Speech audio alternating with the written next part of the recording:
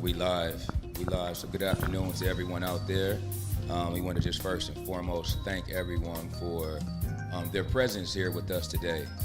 We would much rather have this conversation in person with everyone else, but due to our circumstances, we have to move to the next best thing, which is our virtual platform. So we want to thank you guys out there for taking the time out of your day to be with us today. As we just have some dialogue. So give us a couple minutes. We're going to be quick setting up the final finishing touches, and we're going to get this thing on the way. So, good to see everyone out there. My name is Mark May, part of Urban Demand, in partnership with Anti-Violence Ventures, Black Man Talk podcast, episode one of many. All right, hang tight. Doing that Testing. Right there. Testing 1 2 1 2. Test. You got me? All right. Testing. That mic check was too natural, man. Testing live. Yeah, right. All right, Mark. So, Man. So we live and we getting mic check lessons from Luck right here. So we pre-gaming a little bit as we get started. But first and foremost, I want to say good afternoon to everyone. My name is Mark May. I'm on behalf of Urban Demand. And we just want to have a little conversation today. So we invite everyone out there that's with us today to just take part in our dialogue, just listen up and, hope that something that we say today can be inspiring, can be encouraging, motivating in some way, shape, or form to anyone that's out there, and then to ourselves and to our community, as Black men. I think it's important that it's a lot of talk about, what Black men can do, and what they should be doing, right? But then it's about taking that action as well, and stepping up to the platform and actually doing it. So putting the action behind the words. So that's what we're here today. Like I said, my name is Mark May on behalf of Urban Demand. We're gonna just go down the line and let everyone introduce themselves. We'll bring it back in together and talk about why we're here a little bit, and then we'll get going. So, How you guys doing? First of all, thank you for having me be a part of this. I'm truly humbled and honored to be a part of this conversation, very important conversation. My name is Terrence Harden. They call me Good Luck, formerly known as Bad Luck, and singer, songwriter, rapper, stripper extraordinaire. All of the ladies, many hats. No, but thanks for having me, man. I appreciate being here.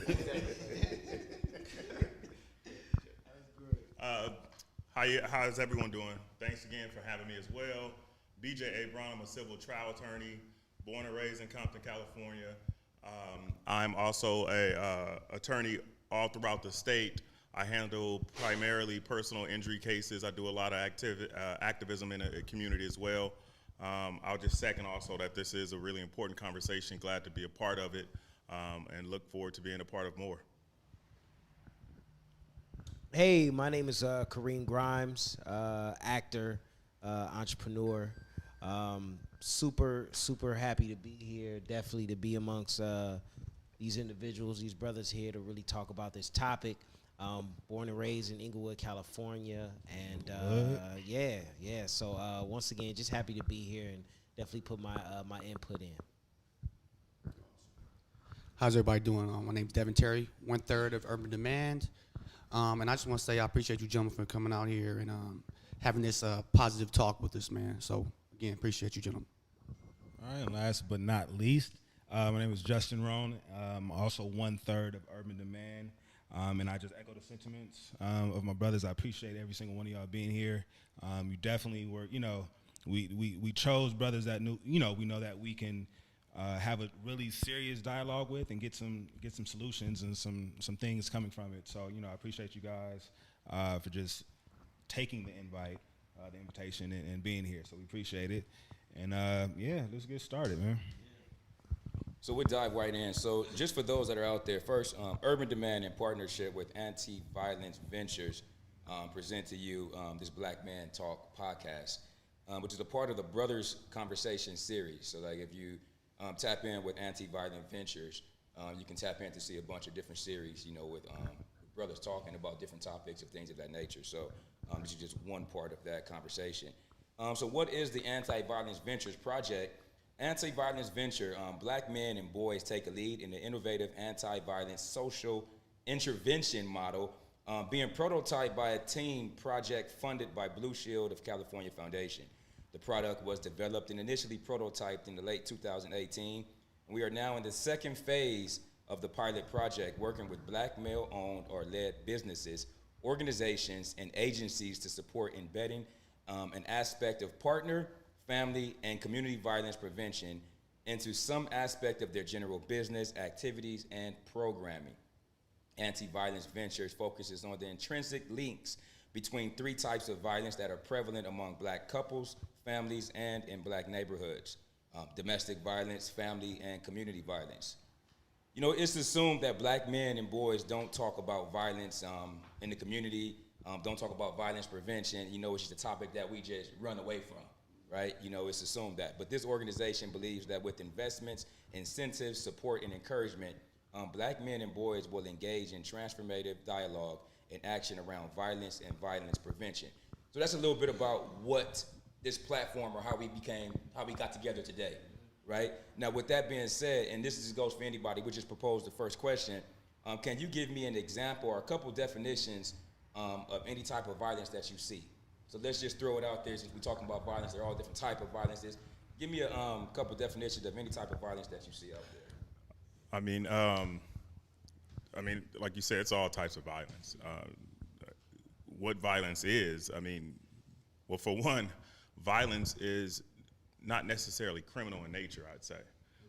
What violence is a physical force used by a being or some sort of individual against another. And I say it's not criminal in nature because when, for instance, we're watching football and you see a safety, sprint down and hawk somebody, in the flats after he catches a pass and smash, you're like, oh, that's a violent collision, right? When you see a lion attack its prey, it's not criminal in nature. Criminal is something that is a man construct. So violence is something that is a natural course in human evolution. It's a natural course in everyday life of all species, I think. How we deal with violence and what level we take violence to is what we come and we start to deal with issues such as domestic violence, such as criminal violence, Black on Black crime, or white on white crime, or whatever type of criminal aspects that we bring into play. But I think violence in general is really just a physical force being imprinted or impressed upon something else. Dope. I think that's it right there. That brother broke it down on all. Kinda hard I to have follow nothing to that, give. huh? Right? Yeah, once you get the real definition of it, that was pretty much got it. Exactly. I have nothing to give. BJ answered the question as if I Webster's, gave him the script prior to coming out here, and he just had it, right? Usually you say, well, I would like to add on to that. I have nothing to add on. I'm good. Right. So appreciate you, BJ, on just your perspective on that. You know what I mean? And I think we all, can piggyback off. Well, it's hard to piggyback off, but we can agree. Did anybody up top want to piggyback off that, or I think one of the aspects he said when we talk about a constructive man-made, violence is constructive of man. But I would say today is that what we deal with more in our communities, as far as Black males, typically is gang violence. Mm-hmm. I think that alone has taken a lot of our youth, hope, and a lot of the potential, and kind of shoved them into this box, right? And I think it's up to us. This conversation today should hopefully inspire some people with some different angles to help our youth, right? But I'll say gang violence is one of the top things that we face right now as Black males in the community. And I think I would go to add, my definition of it will be a problem that, our community, our friends, our associates, a problem that we see, right? And I think, this is, I was trying to work on a segue, right? But I think the definition of it is a problem that we need a solution for. And I think definitely here we're gonna, be able to have some takeaways from this conversation. So yeah, my definition is a problem. So being go ahead, love. I'm sorry. Well, I kind of want to stay on topic of the conversation, but I wanted to add something I recently heard, and it also provided some perspective to violence, and I thought it was interesting because I was listening to some men and women going back and forth about situation that happened on Clubhouse. I don't know if anybody's on Clubhouse a couple of days ago, where it was a guy who was ranting and raving, disrespecting a lot of women, and he went crazy. He ended up getting kicked off of Clubhouse, and the conversation turned to his violent behavior, right? So the question is, can we have violence without the physical part of it? Because a lot of people, the line was kind of split between, well, he didn't physically do anything to anybody, but I guess the way he took it as an aggressive tone and was attacking people verbally, and the things he was saying reminded people of violence, maybe because of, trauma and all kinds of things that come from that, or, what you could be inciting with this speech or the verbal, slurs and slangs you tossing at people. So I was going to ask, what do you guys think about that also? Because yes, when I hear violence, usually if I hear somebody says somebody was violent, I'm automatically thinking they hurt somebody, they physically did something, but you tend to not think about somebody just verbally attacking somebody. And for some people, they felt that he was being very violent, and by definition, you know what I mean? Right. So I just want to know what you guys think about that too, because I don't want to miss that. Excuse me. It was women mostly in the room that felt that kind of way about his attack, and some guys too. I'm not going to say the guys didn't, but I thought it was interesting, and I thought it was something. I don't want to never be dismissive about how somebody feels about something, but what do you guys think about violence in that aspect? Yeah, I think that that adds on to it. I think that's part of it, because of the verbal abuse or verbal words that are being spread to somebody can also be violent, in a violent manner. Because you've heard somebody, I will kill you. I'm going to do this to you. So that definitely has a effect on the psyche. And I think you have that to where, just people growing up, whether they were in a home where, the father was verbally abusive, and how that affected them going forward, growing up. So when you hear that, you feel a certain way. Because those words are kind of attached to absolutely different things that happened, like those things that happened after those words were used, or in the midst of that. It was real physical acts around it. Words. Absolutely. Even if you didn't experience it personally, you've been around it. Right. You've been around it, so you know what that feels like. Yeah. And we're talking about a segue. When we're speaking about violence and the physical being, right? Violence in the physical being, violence in the verbal, context, which, like how you said, Kareem, having a big toll on the psyche, right?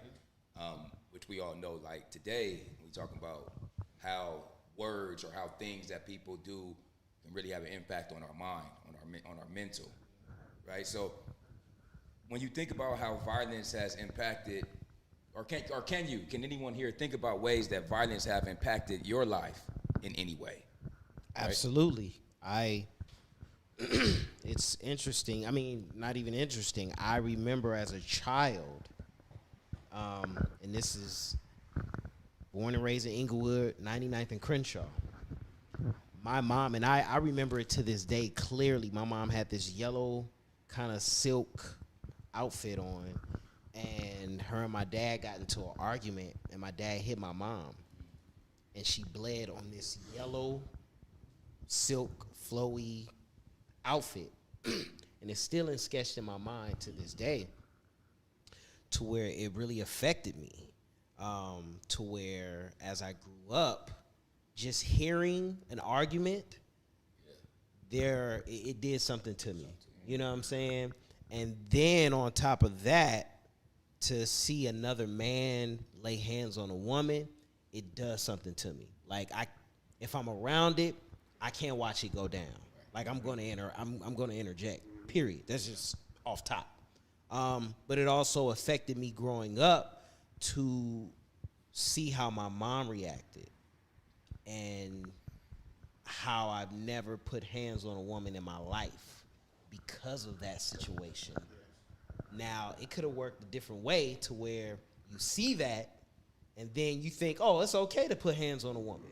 You know what I'm saying? But for me, it affected me in such a way that I can't. Like, it's not even, I've gotten into some heated arguments, and the first thought was never to put hands. It was always to just leave.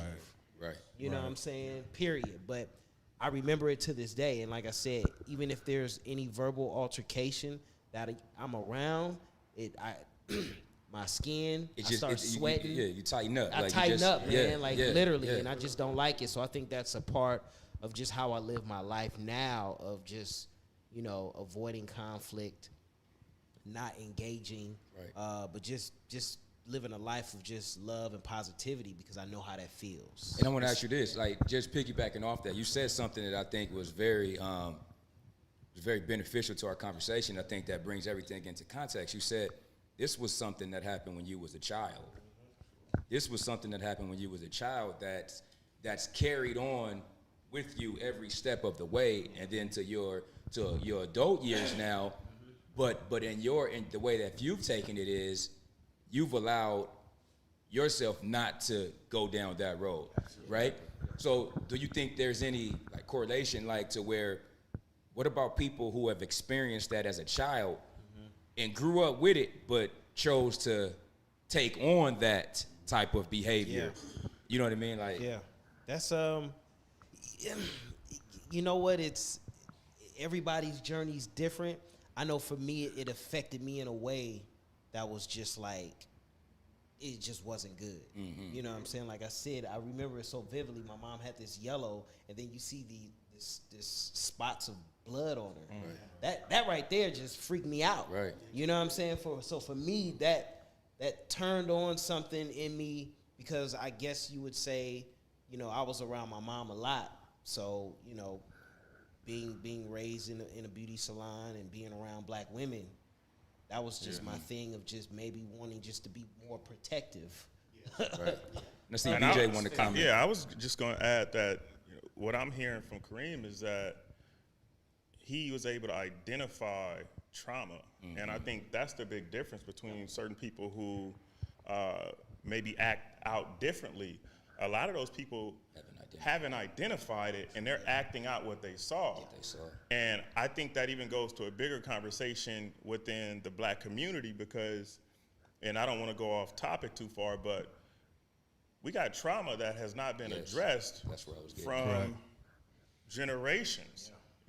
We've been dealing with trauma that we need to stop down and look at, and it's genocide that took place with our people. And so when we talk about identifying trauma, we have to first identify that to be able to move forward. We talk about genocides, and I said this on another podcast before, we talk about all the various types of genocides. All these people still have their culture, they still got their religion, they still got their language. We know if we strip back everything else, what took place here is, in a process of slavery, is they stripped us of our language, stripped of our culture, our names. That was a completed genocide. Because when we look at culture nowadays, what do people say? Oh, hip hop.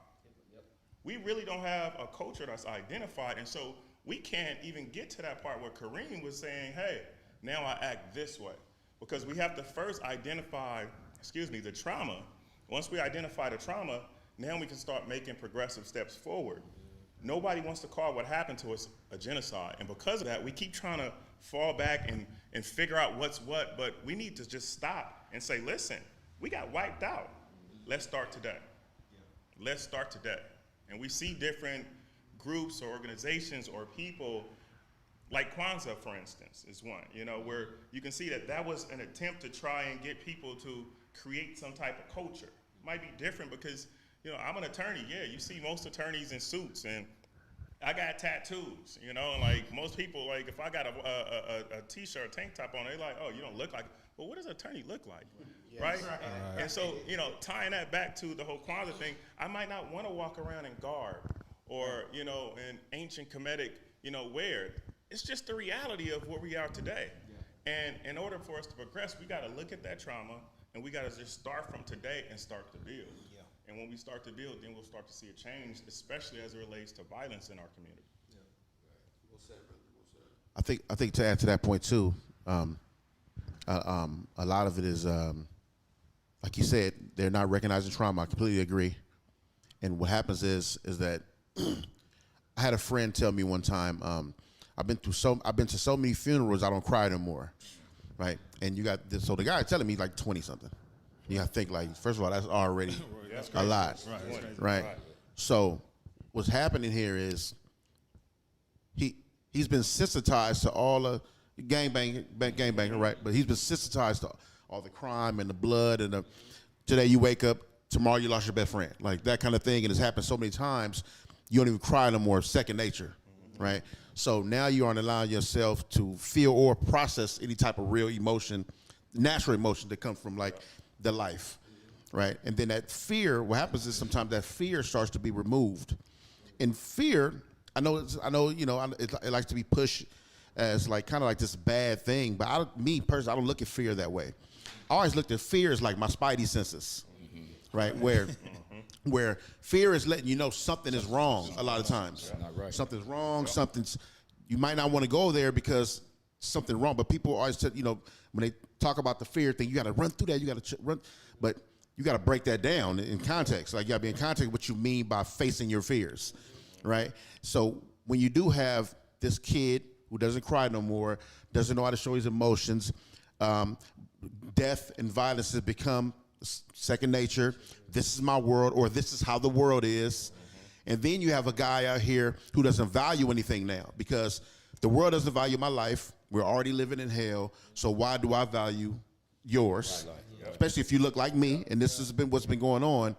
And then you have this trickle down effect of like all this trauma, these things. And the flip side to like Kareem said, like you said, where somebody else could take it the other way, right? Where you see your dad hit the mom, and then all of a sudden now you're abusive.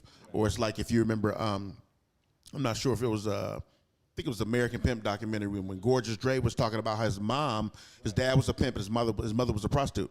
And he grew up in a home, he seen nothing but girls going through his house, his dad dressed up, and what he didn't give you was the dark side of that, but you pretty much got it pictured.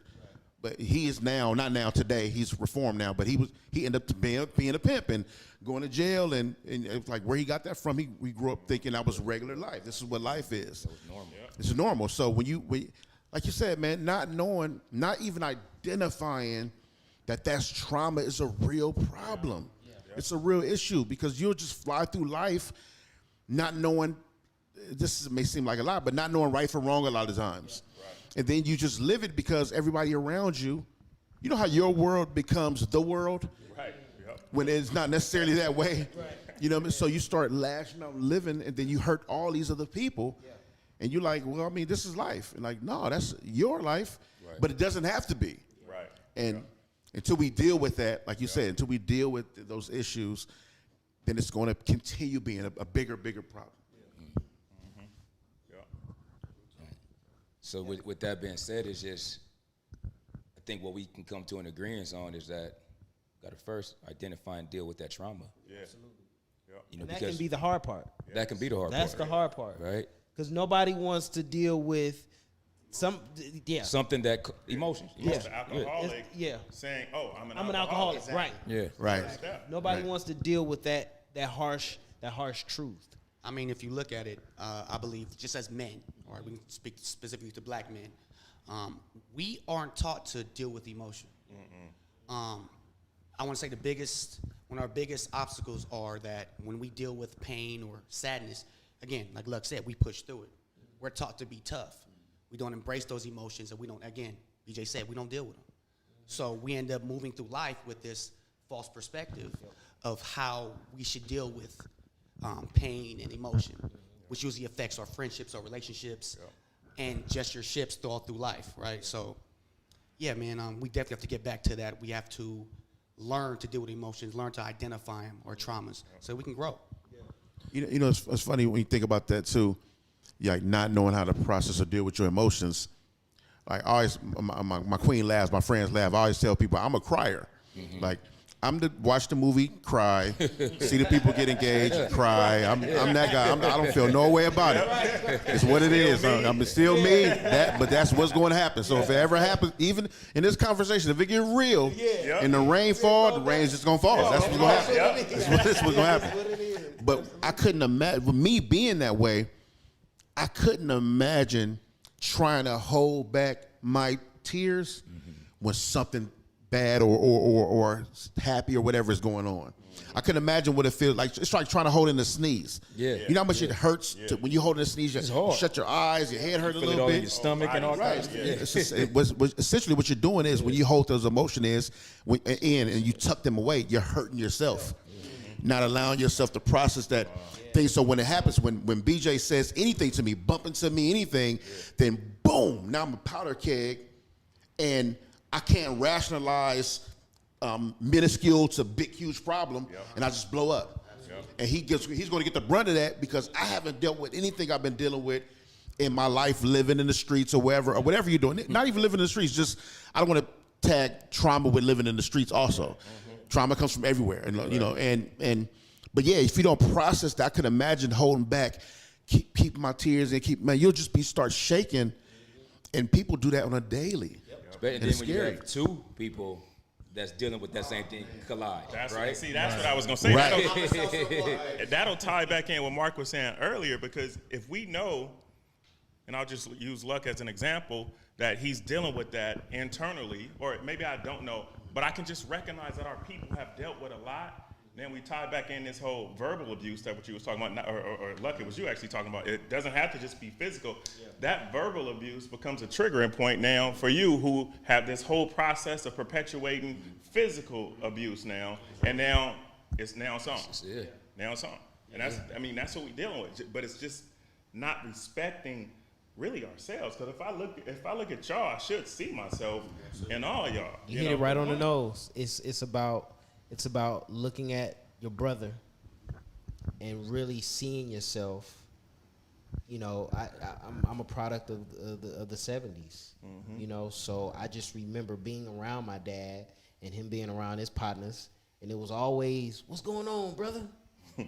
Love you, blood. What's up, brother?" You know what I'm saying? It was always that. So for me, once again, that's what I adopted. So whenever I see black men, it's always love. It's always love. It's always comfort. It's always a comfort level to me. No matter me growing up in Inglewood and the gang banging, it was always a comfort to see brothers. And I think that's, for me, why I didn't gang bang. Had opportunities, but it was a funny story. They was like, "Yeah, man, we about to go to Venice and ride on these dudes." And I was like, "But what they do to me?" Ain't nobody did nothing to me. Right. You know what I'm saying? So I can't ride on somebody and go and beat up somebody when I don't even know you. Yeah. You know what I'm saying? Like that for me was just part of the reason why I stayed away from that. Right. And I just try to preach that, as far as I think once you start to have a love for yourself, and you see the love in your brothers and sisters, you tend to approach and you tend to walk and give an energy to where it's a comfort level. It's nothing of, you know, I got to stiffen up or I got to do this, but it's just like, "Oh, man, that's my brother right there. Man, that was good, brother." You know what I'm saying? And I think that's what we need to get back to. That's what we definitely need to get back to. And I think it's so important that you say that, you know, because I think if we can get back to that, I think it will be easier to address or identify the trauma and address the problem, address the things like that. I love that you do that, Kareem, because I find myself trying to do that on occasions or just whenever I come across someone, you know, I try to make it a point to give that energy or let off that energy of what's up, my brother, but not in no weird way, but just in a way to where it's like it's love. And you'd be surprised on some of the reactions that I get. Right, you know, a lot of times if I came across, it's gonna be love back and forth. We're gonna be looking at you like, "Man, where I know you from?" Right. You know what I mean? Because that love feels so real that where it's like I have to know you from somewhere, but really it was just me just you know loving my brother at that point. It's the art of disarming people. Yes. You know, when you see somebody, and you see Kareem or you see anybody walking down the street, "Hey, what's up, man? How you doing?" Just that alone could literally just relax somebody. You know what I mean? Just that, because we know what the flip side of that is. We've been in situations where two people are looking at each other and both people think they're staring at each other. And then that becomes an unspoken thing. Who's the toughest? Now we're somewhere else we don't even need to be. We never even need to be here. But when you say, hey, my brother, how you doing? It's funny, me and Kareem, We had this conversation all the time. And it's funny. Me and Kareem, we go on bike rides. We on bike rides, or me and my good friend Bam, we'll be on bike rides. And we make sure we speak to even on the bikes. We're on the bikes, rolling on the beach, and hey, how you doing, Queen? Hey, my brother, how you doing? And keep going. It's never a no, getting at no girls and making. There's no extras to come with that. It's just, hey, how you doing? And everybody like, hey, how you doing? Or good morning, and smile, and then it's like disarming people. And it's so rare. It's so rare you didn't even peep. When you just said, you know, when I say, what's up, my brother? Not no weird kind of, but you got to peep though. That comes from that trauma. Mm-hmm. Just the fact that you named it that weird kind of, because nothing's weird about the energy in that. Right. Yep. Right. But it's what happens is you're thinking, you're kind of like putting a scenario of what somebody else might think. What somebody else might that is think. weird, but nothing's weird about it. Right. But what happens is you're identifying what comes up in that kind of thought process between two black men. Right. Somebody may think it's weird. Right. I tell Kareem every time I talk to this man, if I leave or something like that, I love you, my brother. Yep. He always say, I love you too. We don't feel no way about it. It's second nature. I love that man when I see him. Just the same thing. I love you, G. And I mean, I love you too. We move and we. It's so normal now. It's just like it's the thing. But I make sure I do that because I always say I'm gonna tell people how I feel, and I always want you to know that no matter what somebody do, another man we love you. We care about each other, and that shouldn't be a thing. That shouldn't be like a weird thing. Respectfully, you know what I mean. So I think disarming people, making people comfortable, Kareem said he's comfortable in a room full of his people. He's comfortable. You know what I mean? That's a thing. Not being comfortable is a problem because you got to deal with why aren't I comfortable in a room full of people who look like me? And men who completely understand my background. That's how it should be. So let me ask this though. So I think this is a good space to kind of throw in a solution, right? And I think I'm gonna use gang violence because that was kind of the one thing that there. Right. So us as black men, when we are, you know, it's like so we're talking about how we interact with one another, right? And we see gang violence, and we know that, you know what I'm saying, the history of gangs was not violence between us. Yes. Right. You see what I'm saying? Like the Crips and the Bloods, you know what I'm saying? Like I'm sure everybody knows the acronyms for them. I'm not going to be able to give it to you right now because but you know what I'm saying? But it was black men coming together to protect their communities, right? And those within the community. How do we get back there? Like I feel like we've gone so far, right?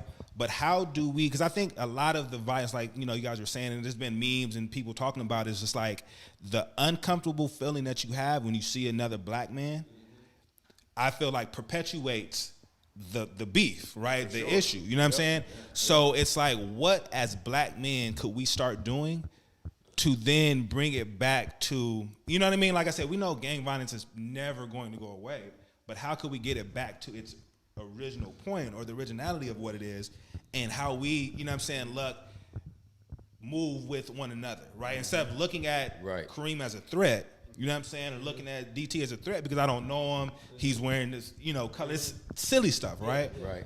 How do we get back to, like I said, recognizing you as a black man, as my brother, as, you know what I'm saying, like my folk? You because know what I mean? in return, and I think that's where I was going to try to get to, because in return, if we get back to that point, we reduce violence off top. Right. We reduce violence off top because a lot of those uncomfortable situations, right? And I pity, I mean not pity, but I ditto off everything you saying with regards to that weird, that shouldn't even be a thought process, right? But that uncomfortable space that black men have with each other eventually leads to violence because, like you said, two people, say it again, you said two people staring at each other don't know that they just looking at, you know, just looking. It ain't even no big deal though. Yeah. But then sometimes those situations flip and go left field because somebody misinterpreted that the wrong way, and then next thing you know, we got another black man shot or dead or just something happened from that, right? That could have been prevented had we been off that love with each other just from the get-go. I just want to add one thing. So our dear brother Barack Obama, you know what I'm saying, is unfortunately wasn't able to make it here right now, but he's online and he's like, yo, I want to chime in so bad. You know, Butter got a lot to say. Shout out Butter. What's up, Butter? So we're gonna try to figure out as we're talking, I'm gonna try to figure out if we can call him in because I'm trying to see how we'll be able to hear them, because essentially it'll go through our mixer and we won't be able to hear. So I might have to put them on speaker or something. But we're gonna try to get Butter in for anybody who's watching who definitely wanted to see Butter. We're gonna try to get him in. But that's what I just want to say, just for that. I think BJ hit it right on the nose. Is trauma. That's the biggest thing, because once we identify the trauma, with that, then we start learning about ourselves. It's culture. It's, I think for me, the turning point in my life was I was just saying, looking at Roots. And that was really kind of like my first education on what went down, you know what I'm saying, from slavery. And then as I got into college, it was just really like I was turned all the way up. Like, man, what have I been doing when I walk into a room and, you know what I'm saying, staring and everything. And I think a lot of it is just love, man. It's self-love and knowledge of self. I think if you know your past and where you come from, you tend to start to walk and talk and act, in your future. You know what I'm saying? It's the old cliche. Yes, we come from kings and queens. Act accordingly. You know what I'm saying? We didn't just start from the slave ship. We had dynasties back in the day. The Mali tribe and things of that nature. So, and the Moors. So I think once we start to have knowledge of self, we tend to start acting and looking at our brothers and sisters in that way. Without love and knowledge of self, we'll continue to have this violence. And I'm gonna add on to that I completely agree. But I want to take it to an even more micro level, where you look at John Doe, who from whatever hood, he don't want to hear about the Moors. He don't want to hear about kings and queens. For one reason, he ain't got a meal to eat tonight. For another reason, he already caught up in something that his family was caught up in, so he beefing. He done been in a shootout last week. Right. He got to go do whatever he got to do today to survive for tomorrow. And so although I completely agree that essentially it's the culture that we got to get, it's the other aspect of providing those resources. And that's really what's going to have John Doe say, all right, you know what? I can turn away from this quick buck today. I can turn away from, we can't have just the resources without the culture, or the culture without the resources. We got to be doing all of this at the same time. We got to tackle the micro with the macro at the same time, because of how much trauma has been done. We can't do one without the other, because we can give bro the culture, but without the resources, He can't do nothing. he's gonna be doing the same thing. And in fact, he don't want to hear it. Absolutely. So will we say that education is key? Education on so many different different levels. levels, I would even say more opportunity. The Opportunity. opportunity to excel. I think we're lacking that in our community.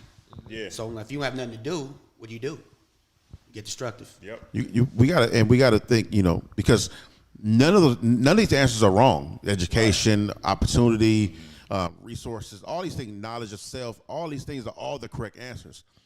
What's happened to us was so severe and such a unique issue that it has to be, we have to be attacked, for lack of better terms, from all sides. You know what I mean? And we have to, how we completely turn and flip what has been done to us, we have to learn all these things. All these things have to be a thing.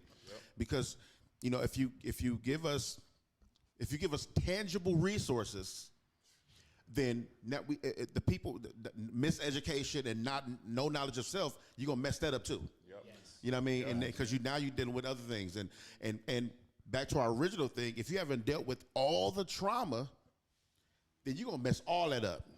You're gonna be back at square one, and then all they're gonna say is, "See, we gave y'all You know, oh, y'all want a reparation? We got the money. You know, we dropped the bag off. You know what I mean? Look what y'all did with the bag. Like, you know what I mean? Right. We good. We did our part. Now what y'all gonna blame us? You know, so when knowing, which we know and they know, that the issue is in the trauma. Once you, like you said, once you took away our spirituality, our language, our love of self, our knowledge of self, once you took away all that, you stripped us down bare bones to nothing. And even in that aspect of what happened, the beauty in that is that we sit here today. My brother's sitting here, a lawyer. He's not supposed to be that. Right. This man is not supposed to be a lawyer. You're not supposed to be a successful actor, working, doing all this shit. We're not supposed to be here having a conversation about any kind of free anything or freedom to make a choice. We're not supposed to be doing it with everything that was happening to us. Such a unique issue. Like no other human on earth ever went through this kind of issue. Such a unique thing. And to be sitting here, that's the beauty in it. So I always like to shine that part on the beauty in it also, because everything else sounds like we just punching bags. You know what I mean? And though we have been America's punching bag or the world's punching bag for some time, even in all aspects, but they never talk about us fighting back. You know what I mean? And this is us fighting back and succeeding, having conversations, because the main part is that us, if I can look to BJ or look to Justin, whoever, look at one of my guys and say, nah, that ain't cool. Yeah, I'm your brother and I love you, and I shouldn't have to say that. But if I tell you like, nah, bruh, you can't even speak to her that way, not in front of me. Right. I would rather you do it never, but in front of me, I can't even allow it. Right. And I love you, but it's gonna go somewhere if you continue doing that. Now, what happens is that's not me choosing violence because of that situation. But what I want, you have to know that there's a consequence for attacking or touching one of us. And my consequence, this consequence doesn't come from violence necessarily, because it's not a threat like we're going to fight. But what it is you have to know that nobody around you will validate your actions for this kind of stuff. And if that happens, I think us as black men, we would start checking ourselves, because when we go out into the world and do these things, you're usually with a bunch of other stupid people who with that same kind of mentality. I brought up, as I was with some of my guys one day, right? And one of my guys was like, he was looking at this woman going. I think we were at the beach somewhere. Riding bikes. I'm always riding bikes. So we have to be somewhere. Shout out to the bike ride, bro. Bike to power, man. Bike to power. Urban Demand Cycling. And one of my guys was looking at this woman, and I'm known to be the guy that I'm loud. Like I always say, I'm loud with my love of my woman. And so he was jokingly saying, like, look, man, I'm just looking. I said, bro, I don't have a problem. I'm a grown man. I'm a looker. But what I loved about that was they know He respected you. you can't do that around me.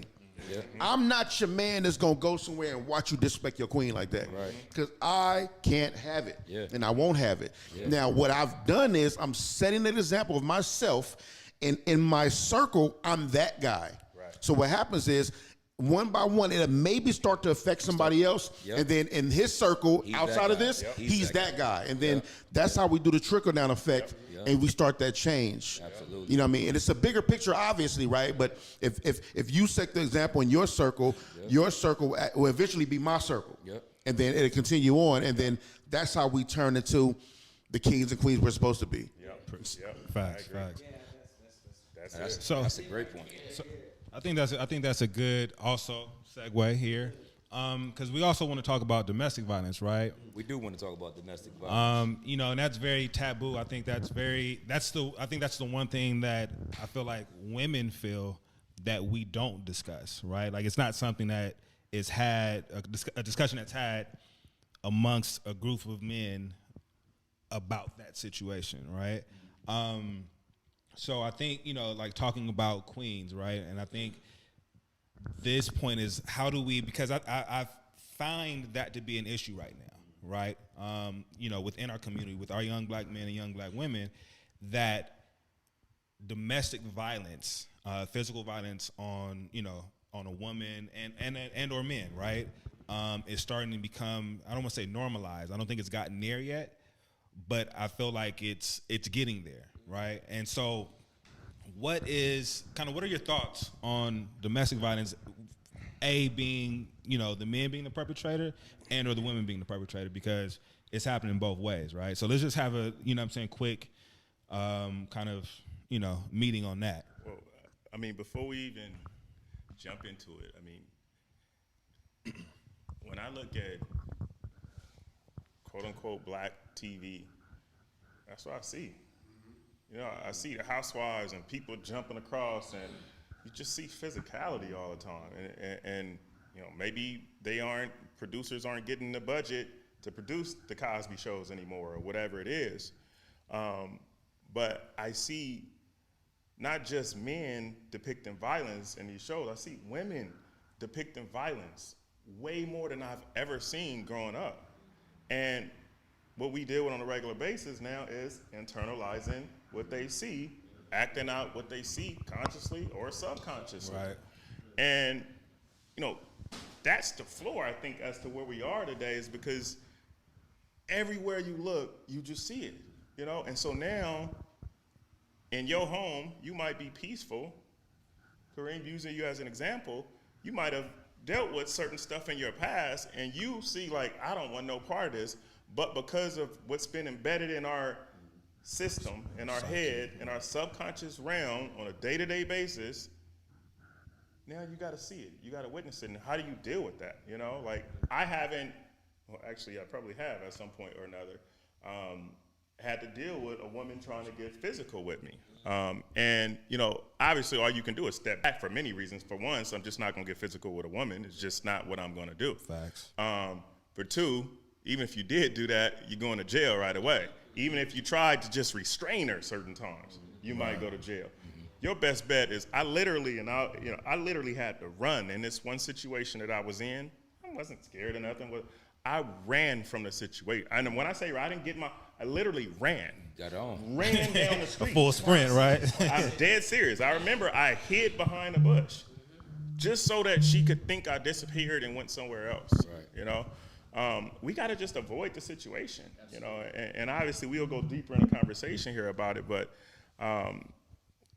again, identifying where it's coming from. I see it, like, I got a niece, and I just don't want her to see this stuff on TV because it's not in the household. We can't control everything she sees, though, in the programming.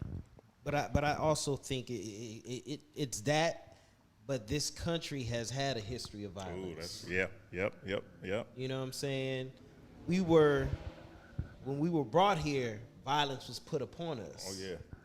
So then that goes into the DNA to where if my great-great-great-great-grandmother experienced it and passed that down to her child in some kind of way, whether it's nonverbal, whether it's shaking because of something that has happened, once again, it goes back to the trauma. Yep. Trauma that has happened in a family can trickle down to the kid, even while the kid is in the belly. You know what I'm saying? Because of what has taken place in this family's lineage. Right. I've talked to friends who said, man, I ain't never told nobody they love me. Their grandmother didn't tell them that. Well, then let's take a look back at what grandma experienced. And the traumas that grandma did, right. And how that trickled down to the grandkids. You know what I'm saying? So it once again, it's the history of this country has been violence, and it's been violent on African American people and just people of color, period. You know what I'm saying? And nobody wants to admit that. Nobody wants to say that, but it is true.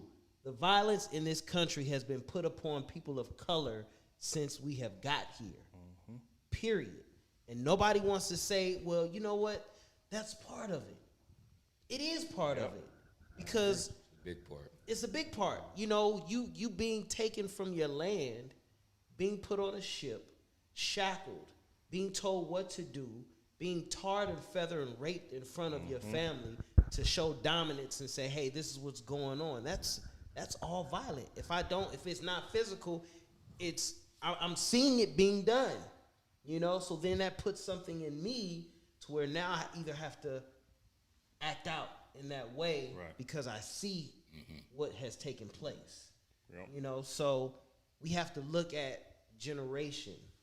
You know, So- I heard, and I'll let you go. I heard somebody posted Kevin Gates was just like, "Yo, you got to go back 7 generations to go forward 7 generations. Once you heal 7 generations of trauma, you can go forward 7 generations." We've been putting and- Band-Aids on Yeah, top exactly. of Band-Aids for a long time, but not addressing the I was original like, that's a wound. bar right there. Yeah, like for to real. go back 7 generations to heal that.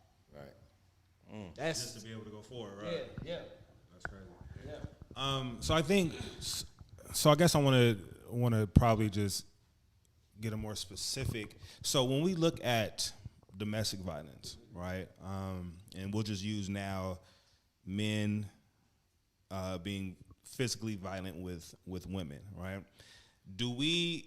Is it safe to say that it goes back to what you were saying, BJ, as far as it's what we see, right? Because we kind of, we tend to see this now with social media, how it's gotten with Instagram, World Star, like all this craziness. Like we see more violence perpetrated against women often, or is it something? And I think we'll talk about, or we've talked about, kind of what kids grow up in, seeing their parents. It might have been something that they grew up with, and then they're acting out on that, right? But I think now it's getting a lot more serious, right? Because I think this year alone, we've seen in the news, unfortunately, young women being killed by an estranged boyfriend, or baby daddy, like whatever that is.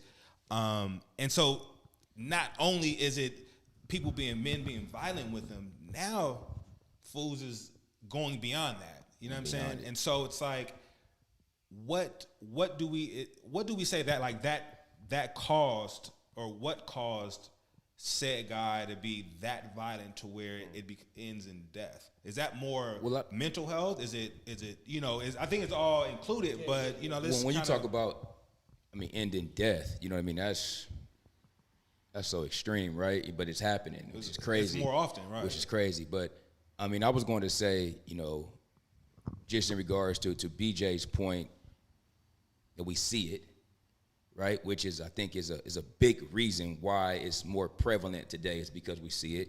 But then I want to piggyback off of one of Luck's points, where he went back and said he's that guy in his circle that's going to make sure that stuff like that don't happen. Right.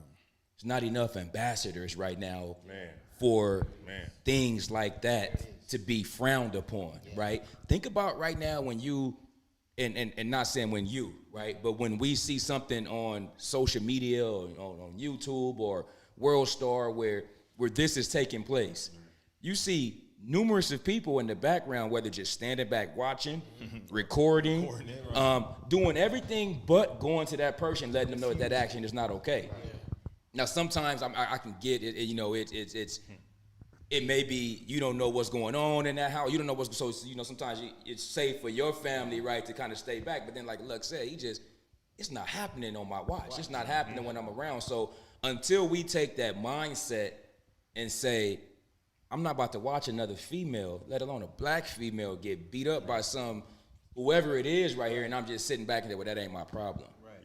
Right? Yep. Whatever got him to that point, clearly it's not your problem. But in order for us to move past this being normal, we got to check people, man. Like, in a way that you said, not in a violent way. Right. You know what I mean? But just that energy, or just however that is. But to add to that also, and I got to be 100% transparent and honest. Sometimes it may go to violence. And I only say it because of you understand you're dealing with another man. In that scenario. Okay. Like, so if one of my homeboys decide to flash on his lady or his queen or whatever and go way crazy, then sometimes I gotta match his crazy to get him off her or whatever, stop whatever that's gonna do. And it's not that I'm choosing that, but at the point is I gotta defend her and myself. Right. So, and I don't know what he's going to do. So sometimes, I'm not saying like, my intentions aren't to do violence ever. Like, I don't want to touch nobody disrespectfully in no kind of way, right? So, but when I say it's not on my watch, I'm letting somebody know you probably going to have to max out if you want to get past my watch. Right. And now you got to be willing to bet if I'm going to max out or not. Because, and I think because what good is my word if they know I'm just a pushover in that? And when it comes to something like that, like when it comes to verbal stuff, like, you know, I remember one of my, this is crazy that this is a true story. One of my friends, I had posted something about Meg Stallions and Tory Lane's situation. And one of my friends left a comment on some craziness. Like, I'm not going to use the word, but it's crazy about Meg. You know, just straight up blaming, don't just cursing and all bees, this, that. If you talk like this, then you get that. I couldn't believe they even left all that in my comments. And I just blocked them. It was no thing. I just, you know what I mean? It's you know, I get it, blocking is the thing, but you know, your friends take it personal nowadays, whatever. And then he called me like, man, you blocking me? What is you on? I said, what are you on? Right. Who am I to say I'm this man loud and publicly? I'm this guy. And then I let you do that in my comments, and you're my friend doing that. Right. So here's what happens. I'm not with what you on, and since it's F me, then we don't never have to do what we're doing again, ever be friends or anything. Right. We don't have to ever be that. That's your choice, though. Like, because if you, which let me know, back to our original point, like sometimes violence can be just verbal. You sound violent. You sound like somebody who would have did what is somebody's being accused of. Right. Facts. And that ain't the kind of guys I want to be around. Right. It's just not.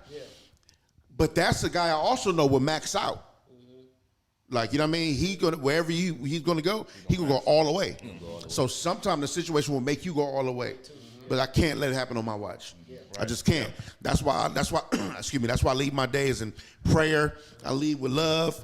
And I'm always being that guy, excuse my voice, I'm always being that guy because you gotta be willing to go somewhere somebody's not gonna go for your principles and values and the things you believe in sometimes.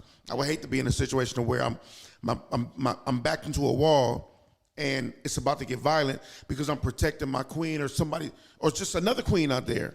I hate that for that to happen. But I cannot. What Kareem looked like when he said, not to keep bringing this up, but the look in his face, if you looked at him when he talked about his mom with the flowy dress, when you talk like, I'm a writer at heart. When you describe things like that, he's picturing it in such detail, which let me know what type of imprint it left on his life, how hurt that was to see that. He explained the drops of blood on her dress and how the silk flowy dress. That's how hard that was for him. No man or no woman should ever have to even deal with those kind of memories. And they are a real thing. So I'm not going to let you create none of those either, not at my space. Right. Yep. So that's why I be on when I'm on. So sometimes it does go there, but I never lead with violence. Never. I'm never going to lead with that. Yeah. And I think, do you think too, like the fact that you never lead there, you never coming off with this energy, you know, of violence. I think by you taking just that strong stance, sometimes somebody who may have that violent energy, they may feel what you giving off and might just have that respect for you, you know, or just for the situation where, you know what, bro talking some real stuff, I shouldn't be doing this right now. You know what I mean? And that helps because now if you have the opportunity to know me, then you already know where I am, even if I get loud. Right. I know that he's respectful. I know that he loved me. I know that's my boy. That's my brother. Yeah, so even if you're mad, I can kind of disarm you a little bit because we have a space that we've shared certain kind of trust in. Right. The random guy on the street don't know. He probably just flashed, and now I got to meet him with that. Right. You know what I mean? So it's a gamble sometimes, but I'm on what I'm on. We've been watching videos lately in the last year or two that dude's just been knocking women out on video, filming it, laughing, his boys laughing. Crazy. And I'm like that's, I still don't even get it. I don't even understand how that's fun for somebody. Now they laughing. How did 7 people witness this? Yeah, right. How did one of you knock out a woman and then all of us laugh? Right. And then defend the dude who did it. Right. Because she was on drugs or she was the neighborhood hoe, or whatever the case may be. Right. That was their excuse for them doing this to her. And then y'all let that happen. That's why he continues to do that, because of y'all don't check him. And that's why y'all going to start doing it because we think it's okay. y'all think it's cool. Yeah. And then the cycle continues of BS on top of BS. Yeah, I think also too a big factor what Lux said is accountability. That's huge. That's huge, especially with black men. When we really like within this year, we really like became super cool. Sure. And people would have thought that we've known each other for years, but it's the accountability. It's the iron sharpens iron. If we're together, I'm gonna make sure you are accountable, and he's gonna make sure that I'm accountable. And when you are, and like you said, it's different cells. If you are around your friends and you're giving off this energy and say, hey, this is not gonna happen on my watch, and you reach one person, then that person then goes back to the hood or the OG and says, listen, y'all can't be doing this because these are the consequences. You know what I'm saying? So I think when you start to have accountability and people in your circle who are going to check you about certain situations, you know, like if I'm hanging with, it's not gonna go down. Right. So I have to act according in this way, and I think we just have to have accountability within ourselves as black men to where, like we said, if we do see something, hey, listen, brother, it ain't even worth it, brother. Let's walk away and talk about it, because that's another way just to diffuse it. Like you said, when you come with love, it can diffuse the situation without contagious. you even having to say anything. It's The brother contagious. can look It's at a me real like, energy. Oh, man. It's a real energy. It's a real energy. It's a It's real a real energy. You know, so I think the biggest part, man, is accountability, man. And we just think- gotta be. I'm ourselves. sorry, Justin. We just gotta be open-minded to accepting that. Yeah. You know what I mean? Like I would want to be out somewhere, and let's say if just whatever the moment I'm in, and I'm getting ready to make a mistake. Like I would want you, even if I didn't know you, Luck, to be able to come pull me to say, hey, brother, that might not be the right choice. Right. Like I would want that, right? Because that's me, and I've reached a point to where I welcome that, you know. But we should all want that, and I think that's, if we can get to that point as men, as black men, you know, it'll be a lot. So I think I do, but to your point, real quick, to Justin's point, to the original question of domestic violence, right? The root of it is most of us, men and women, we have to deal with our own issues before we enter into relationships. That's how you stop a lot of this. Key. I don't want to completely jump over your question, and we've been dealing with it, but I want to really attack what that is, right? So how do you combat that domestic violence inside of relationships, dealing with couples or best friends or whatever? Is, you guys, it's very important that we deal with our issues before we hop into relationships. A lot of times people just hate to be single or hate to be whatever because of the trend or because of what the memes are saying. Right. You don't want to be single. But a lot of times you aren't ready to be with anybody because, like I said, man, if I got my problems that I haven't even dealt with yet in no kind of way, and then I meet a woman and she's coming in with her things that she probably hasn't dealt with, it's just a powder keg waiting to happen. We haven't dealt with our issues, so what we're going to do is lash out at the person we quote unquote love, because then we start identifying certain parts of trauma with, if is this love, and you love me, so you're supposed to, or you're mine, now we're property, right? And then we haven't tackled these issues. So now you got two toxic people joining forces. They don't realize they're making a bigger toxic situation. So to your question, I think that's key. You can't just be jumping in relationships with people. I've been with my woman 10 years this year, and I wish I would have knew now. I wish I knew then what I know now about entering that relationship, because I put her through a lot just with my traumas and dealing with women outside of us. Right. Dealing with women, and when I realized I had to check myself and pray and then talk to, I got therapist friends and I would talk to and all that. Kareem kind of met me in my new form of me going into my new man I am today, with the name change and everything. So I had to learn that later, and my relationship is the best it's ever been in my 10 years. But I had to deal with my stuff. Right. I have to deal with it and check myself, hold myself accountable, and deal with all my things so I can finally do what women all been asking us to do throughout history. they always tell us, you don't hear what I'm telling you. You don't hear me. You're not hearing me. You're not hearing me. We fight that as men. We think it's a physical, like, no, I hear you. No. You hear her, but you don't hear her. You're not comprehending. You're not comprehending what I'm, you listen, but you can't. You know what I mean? So once I got to that point, not only did I deal with that, I also had a conversation with my queen about, I sat her down, the first thing I said was, babe, I hear you. I get it. They had a long conversation about what it means to hear her, and it changed her and me together. She saw me in a different light. She saw me as the guy who he gets it. He gets it. He hears me. Now let's do this. Yeah. You know what I mean? Because it was downhill if I didn't. So, though I was never abusive, what if it's like taking that kind of not preparedness or not dealing with your issues into a relationship? Then all of a sudden you guys are fighting and doing all these things. You haven't dealt with your issues, because if you dealt with your issues, no man and no woman are not going to be putting hands on each other. Right. Period. It's not happening, because you understand there's ways to deal with issues without doing anything. It's like we sitting here and nobody used foul language, but I didn't ask Justin if I could curse or not. But we understand that. So we understand that we do have control of the things we do and say. It's just proof. We didn't have the conversation about cursing or not. Right. I don't know if we can or not.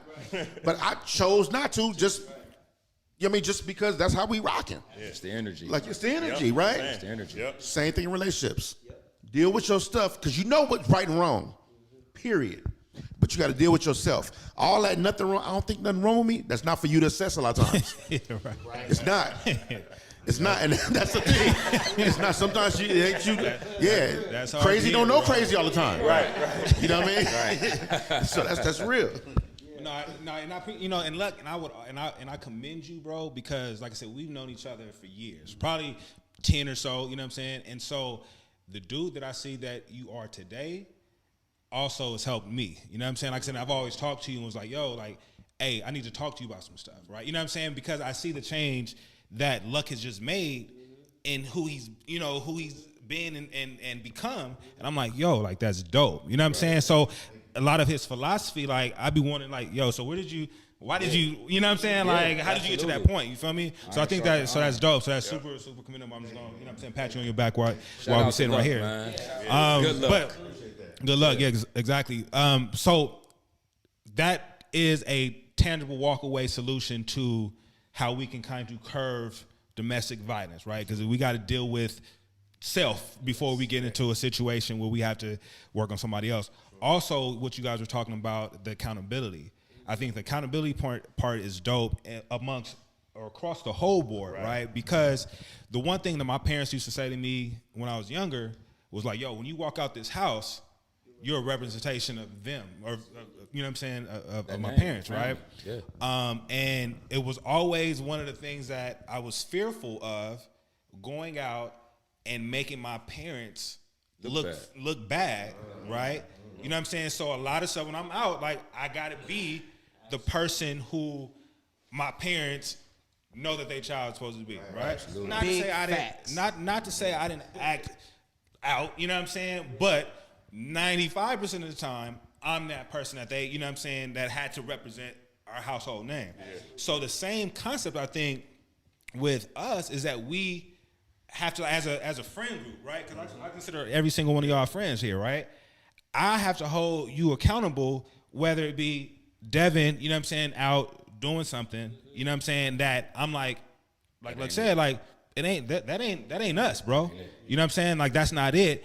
And understanding that I also could, at any point in the social media world, be blocking, but in real life, just be like, yo, we can't be friends, because if that's the type of person that you are, I don't want somebody to see Devin and be like, yo, that's J boy, and he out here, you know what I'm saying, acting crazy, or anybody else. So surrounding yourself with people that you can hold accountable, you know what I'm saying, and that understand it, right? Because like I said, they got to think twice about that moment that they're about to have with their woman, that I can't do that, right? Or that moment that I'm about to have out in the streets with some other cat, like, you know what?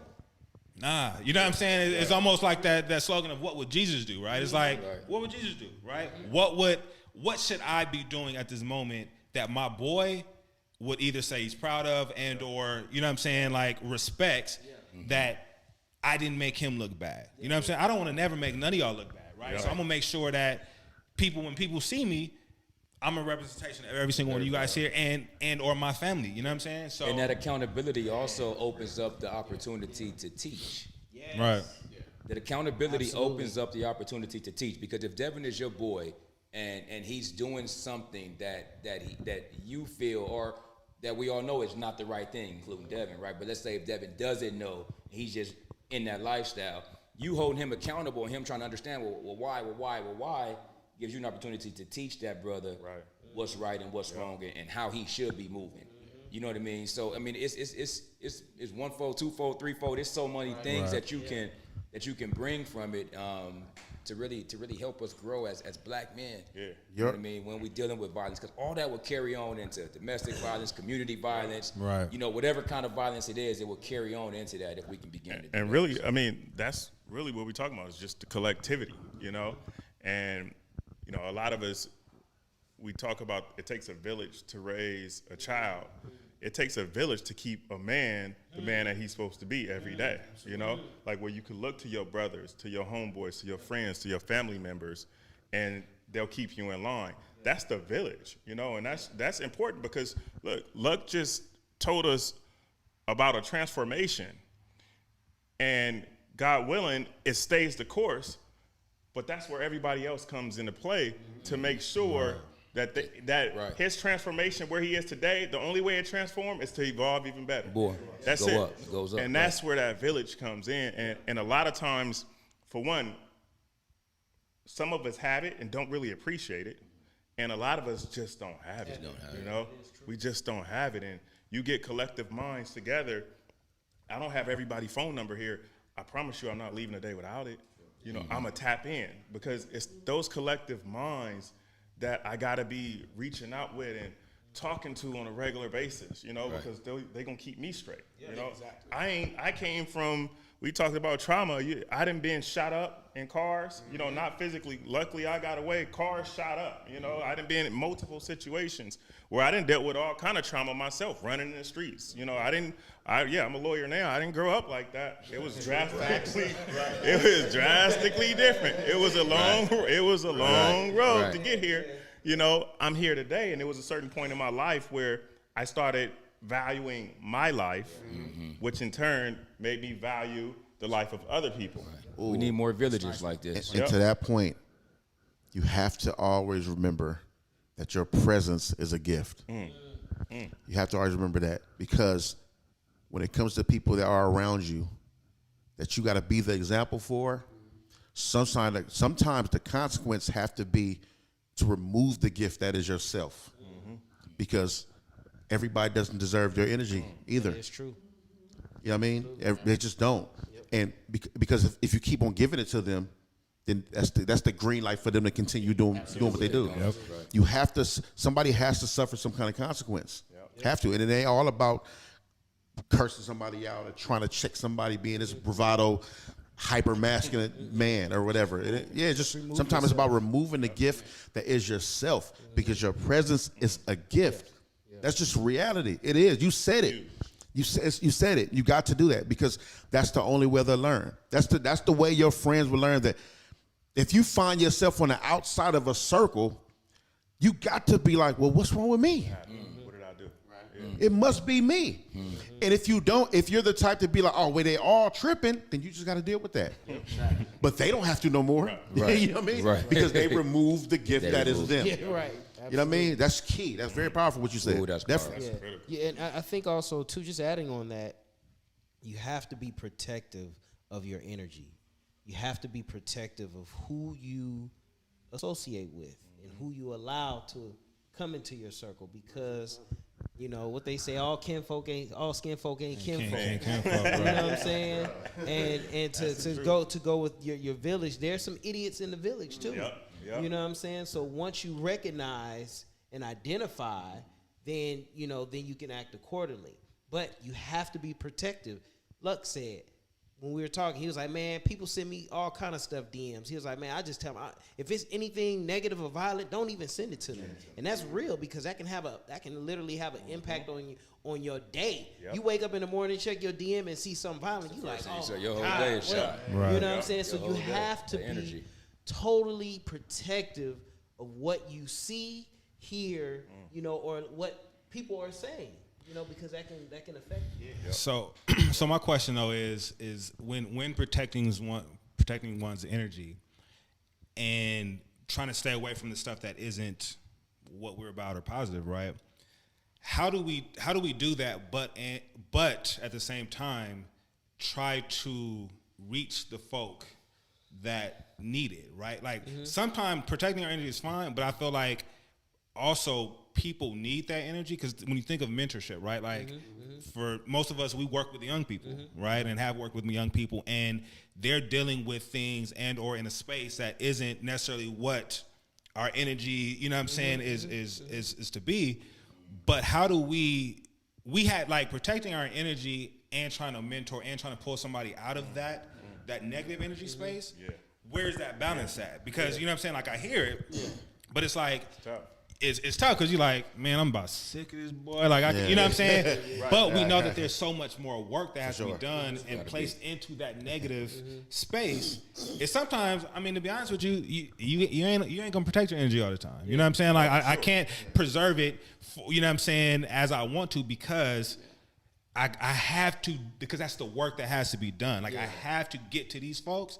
So I'm going to have to just, you know what I'm saying, my peace and whatever is going to have to go out the door for a little bit, because my job, and I feel like all our job is to really to be able to pull those people out of that bucket of negative energy and into a positive space. Into the positive space that we're always in. You know what I'm saying? Heavy who wears the crown. Yeah, that's a fact. Yep. And so I always look at it as, I always have to protect my energy, right? But I also understand that you got to know the difference between how you protect your energy and then who's trying to drain you of your energy. So you're moving in, it's a different thing. So if I'm mentoring people, or if I'm back at my mom's house in the hood, I'm talking to the homies, which I rarely do, but if I am, then I understand it's certain kind of energies that I don't want to deal with. Like if I log on to whatever the social media is and whatever, and my timeline is crazy because somebody died and it's live footage of that death and all that, you know, how I protect my energy is now I log off and then I'm not on that for the day, right? But talking to someone or trying to mentor someone or trying to help somebody, one of my friends who's going through a lot or they dealing with a lot, usually in that space where there's genuine concern from someone and someone's not on the drain your energy vibe tip, your energy is fine in that space because it's all about your intentions and how you move. If me and my man shopping and he's dealing with some seriousness and I'm coming into his space, though you may be in a very dark space and you need some kind of teaching moment. Maybe I need to learn something from you. Right. But we got to click and try. I'm gonna try to work that out. I got to release some of the stress for you, right? So it's like a secondary thing where my energy is already protected in this pocket of like I'm moving with intention, and I know that this is about to be a battle, not necessarily a battle against me. I need to help you with the battle you have with yourself. Right. So my energy so much isn't in danger. It's your energy we got to try to help out. So going in this space, it's a difference. It's not like what I feel for him and what he's going through in a moment. My energy can be drained from me helping you, but it's different if I took out money. Put it like this: if I took out my money out the bank, and gave it to somebody, or to pay a bill, or to buy my girl a dress or something. That's different than somebody coming to my ATM and stealing my money. Money came out both ways. Right. It's how they got the money. It's how it came out. How it got out is the thing. Facts, right? Yeah. So with your energy, it's the same thing with energy and how you deal with people. Same thing. So I'm making deposits into you. I'm putting deposits into you. Yeah. But in return, karma, good spirit, Ashe, whatever you believe in your spiritual system, universe, is pouring into me. Pouring into you. So it's a different kind of energy transfer when you're moving in that space. Yeah. But if I do come this way and you're maybe a sociopath, then now I gotta protect my energy from a defensive stance. But if I'm moving with intention and love, then I should be notified very quickly when that's happening. Yeah. So the spidey senses I talked about earlier, that kicks in. I'm like, oh, okay, you're abusing this. You don't really want help. You're just a snatcher of energy. You're a taker of souls, in a sense. And now I will be removing myself the minute I'm notified that that's what you're doing. So it's just it's ill how that works out. You know what I mean? But when you're moving with love and intention, and you moving in that space, you pretty much be fine if you listen. You got to also listen to yourself. You got to know when it's like we always talk about red flags, but then you think about it and you think about you dealing with people and how'd you get through these things. I'm like, well, you didn't pay attention to yourself. The red flags was there. You ignored them. You drove right through them. Right. Now you in this thing here. Right. Like, so when it comes to helping my brother or my sister out, the red flags was there. You didn't know that you were the one being attacked. You drove through them. Now you're here. Now you're here. But if once you recognize it's like your energy is preserved and how you move in your attention, the universe is going to protect all that. And it's like I like how you put it with the transfer. It you know is. what I mean? It's like it's the type of transfer that's happening. For sure. You know what I mean? Is it a transfer? You know, shoot, is it Cash App versus Zelle? You know what I mean? Like, you know what I mean? The quality of the transfer, right? But it's me taking money out of my ATM versus somebody coming and just wiping out my savings account. You know what I mean? Even if you break down the word money, my own need, energy, yield. Yeah. You know what I'm saying? So I didn't know where that was going. He had that in his pocket for sure, right? You know, but when you break that down, that's Yes, what sir, that Kareem. is. And Yes, sir. That transfers into life. You know, like you said, when you start dealing with certain things in your life and you attack those things and start working on those things, then you can go into a relationship with the things that you've healed from and be in that relationship, and that relationship blossoms. And it goes. And once again, you are teaching, but you're also learning from one another as well. I think when you get in a relationship, you want it to be reciprocated. You just don't want to always give. It's got to be some give and also learning as well. So I think I think once you get to that point, you'll start to see a decrease in domestic violence. Right. You know, and that's just dealing with your own personal issues before you jump into a relationship. So Very well said, man. So Well said. Go I ahead, think Dustin. I think we've hit upon some points that I think are tangible, right? And I'm gonna put them out there, and you guys let me know if I forgot something or something was wrong, right? So I think for the talk of how do we just be better, right? How do we deal with violence amongst the spectrum of what violence is, we're considering violence.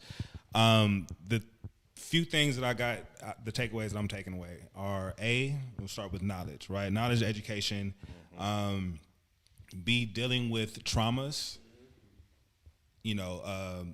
for the lack of relationship situations and our own internal stuff that we have that will just play out in the world in a very aggressive or violent manner, and accountability, right? I think those are the three things that were huge, right? You know what I'm saying, throughout the conversation. But I think that's also was the theme throughout every single piece that we spoke about, right? They all went back there. They all kind of went back to dealing with those three things. So I think this has been a conversation, man, well spent. Dialogue was amazing. You know what I'm saying? That's what it was. It was just dialogue. It was just dialogue. Yeah. And I think that's what what makes things work is when you can just sit down and you can just talk and you can just speak from the heart. You know what I mean? A lot of things don't need to be scripted in a sense to where you're going in there premeditated with what you're going to say. It's like just let it flow. Just let it flow. And I think that's how we really get to the table now, where we can go put the blueprints down on how we gonna move forward, right? Oh. But I want to thank everyone, man, for just hold on one second. I'm just going. Butters texting me. Butters is always chiming in. Before we close up, so before we wrap up. let me say, Butter had something to say. He said, "You control what you consume." Okay. You know what I'm saying? I think that's definitely a bar. You know what I'm saying? Butter. So we appreciate that. Butter with the Butter's out to final Butter. words. His final word. He's been rocking with us the whole time, mayor, you guys, right? through text and stuff like that. So, but like I said, that was his thing is you control what you consume, which I think is dope. And if I can add before we leave too, very important. I take a stance on this, and I lead this on a lot of our issues being black in America, right? Love your woman, and love your woman the right way. Right. You have to love your woman the right way. When you love, first of all, black women are everything. Facts. They are everything. Just the beauty and soul of the beings that they are literally everything. They are very, very, very much magical. There's never been an empire that didn't have a strong queen holding that empire down on the side, not behind. On the side. You have to, and the reason why I put that out there as one of the main things that can help us out in a lot of our ways is because the strength, the beauty, the resilience, the courage, the knowledge that is of the black woman. A man can go out and do what he's supposed to do and have the right mind frame when he's out there doing it. Because all that man wants to do Let's get back home. is get back home and take care of that woman. Facts. Because that's how dope she is. And I'm always so serious and very specific with how you love your woman, how you love your black woman. Because there's no time I leave my house, no matter what I'm going out through, no matter what I'm going through, no matter how I face the world, how I deal with, I've been getting right, I've been losing weight, I've been eating better, I've been having dope conversations with dope guys and women, and I attribute so much to my queen. And I've known this before my queen. Obviously, my mother, my grandmother, some of the most illest people I've ever had the chance of even knowing. And if we as black men hold our women down and love them like they're supposed to be loved, we will be okay. You will literally find value in any brother or woman standing next to you. And I don't even want to make that a black issue. Any man or woman standing next to you, by the way you love that woman and the way that love is going to be shown back to you, you can literally be out in the world and conquer anything. That is how I feel. And the guys I know that hold their women down and love their woman in that kind of way, the right way, 100% of you, not 99%, Right. not 45, nothing like that. 100% of when you give your love to a black woman who's going to take care of you and make sure you're good, you guys, and I love being reciprocated back and forth, you're going to be able to do anything. And I put that out there as a big issue because the rest of the things under that, I take care of itself. It'll all fall in line. We have to protect, love, and be very sacred and hold that down near and dear to us. Our black women. That's key in a lot of our issues. Appreciate I want to say those that. words. Look, appreciate those words, man. And you speak with passion. You speak with passion with that, and it's obviously the right take. I wholeheartly agree with you on that. And just shout out to you, man, for being here with us today. You know, Thank you for having me, man. I'm honored. We appreciate Truly, you. I'm honored, for real. We appreciate your perception. You know what I mean, and perspective, and just your words on all the issues that we talked about today. You know what I mean? I got a picture of you, man. We go back to a long time ago, a party at a house somewhere, and I'm like, man, that's luck, man. Got to be alone. A house party? You know me. A long time ago, bro. A house party? You know what I mean? But to go from that moment, you know what I mean, to listen to your music, being a fan of your music, but then now to be a fan of you as a brother, to be a fan of you as a man, to be a fan of you as the energy that you put out, it means more than that picture and everything else that we had back then, because you a true brother, man. And Thank we you, man. appreciate And I love all y'all, man. You know what I mean? Love That's you how too. I am Love with my you too, brothers, bro. bro. I love y'all. Yeah. And I want everybody to be great. Continue being great. Yes, sir. Keep spreading love and positivity. And these conversations like this, They're going to keep happening. that's what it's going to just trickle down and keep trickling down. It's definitely sure. gonna get out there. Yeah. You know what I'm Yeah. saying? To where they see that. And definitely gonna keep happening. So appreciate you on that, brother. Thank you, BJ.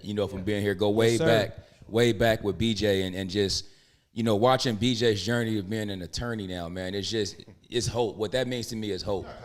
You know what I mean? You know, for real, BJ. I appreciate that. I appreciate that. But it's hope though, That's so glad. because BJ, you give the next young black man hope. Absolutely. That I can grow up the way that I grew up, that I can deal with all these things, that I can face my traumas and face, you know, everything and still get to where I am today. come So out on the other we just side. thank you for always being a partner, a friend, man, and just the man that you are. You know what I mean? Let me just say something on that really quick. Because some people use the fact that I'm an attorney today as a weapon against our people. Okay. And they say, look, he did it. So can you? It's no problem. Racism doesn't exist. Oh, Right. hood politics don't exist. Right. If he did it, everybody can do it. Right. And I didn't do it. I should have been dead, you know, a long time ago. I didn't do it or in jail. I didn't do it just because I'm smarter than the person who was next to me, who might be in jail now for 15 years. I didn't do it just because I was better than other people, you know. I was blessed. And I was lucky in many situations. You know, of course, lucky enough till I got to a certain point where I was able to become conscious. And then at that point, things started to take off. Right. And I only say that to say that, yes, I want to be, and we all aspire to be hope for other people. But there's critical issues in our community that have to be addressed. And of course, that's what we're here talking about today.